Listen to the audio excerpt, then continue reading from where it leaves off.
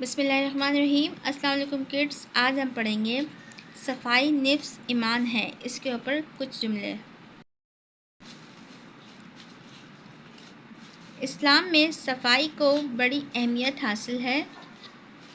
اللہ تعالیٰ پاک ہے اور پاک رہنے والوں کو پسند کرتا ہے۔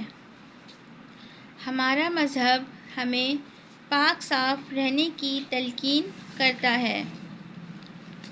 اور جسے میرے چینل سبسکرائب نہیں کیا وہ میرے چینل سبسکرائب کر لیں، ویڈیو کو لائک کر دیں، شیئر کریں اور پیارا سا کمنٹ کریں۔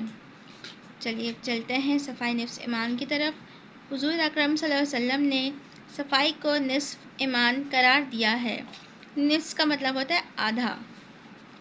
اللہ تعالیٰ کا فرمان ہے، بے شک اللہ تعالیٰ توبہ کرنے اور پاک صاف رہنے والوں کو پسند کرتا ہے۔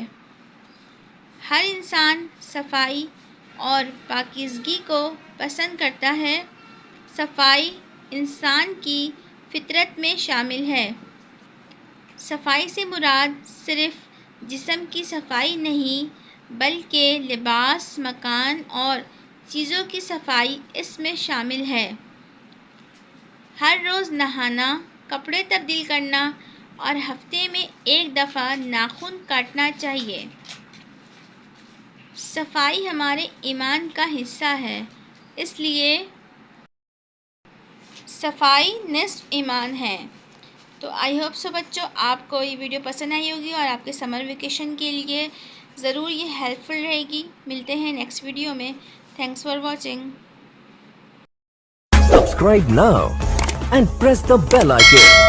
Never miss an update.